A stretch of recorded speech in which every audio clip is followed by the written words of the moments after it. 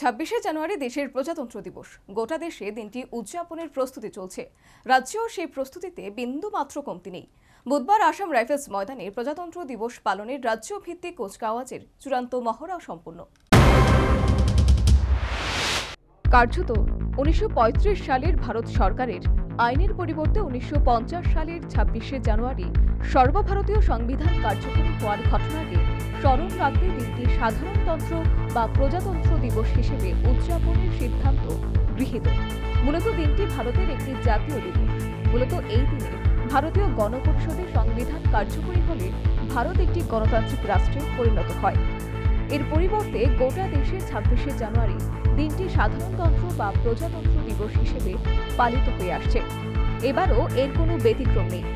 আগামী শুক্রবার 26শে জানুয়ারি তথা ভারতের প্রজাতন্ত্র দিবস উদযাপনে গোটা দেশের পাশাপাশি রাজ্যেও নানা আয়োজনের প্রস্তুতি চলছে। এরই নিরিখে আগরতলার আসাম রাইফেলস ময়দানে অনুষ্ঠিত হবে রাজ্যভিত্তিক কুচকাওয়াজ অনুষ্ঠান।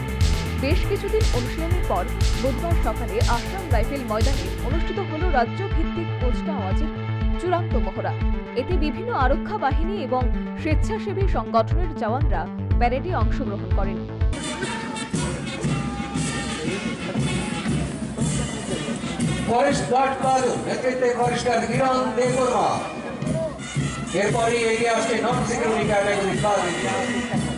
অনুষ্ঠানে রাজ্য পুলিশের মহানির্দেশক অমিতাভ রঞ্জন সহ অন্যান্য বিশিষ্ট পদাধিকারী আরক্ষা কর্তারা উপস্থিত ছিলেন।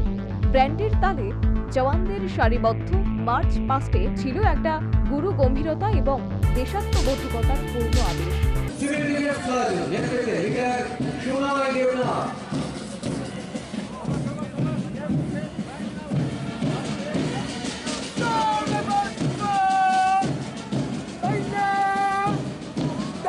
বেশ কিছুদিন অনুষ্ঠানের পর বুধবার অনুষ্ঠিত হল রাজ্যভিত্তিক কুচকাওয়াজের চূড়ান্ত মহড়া।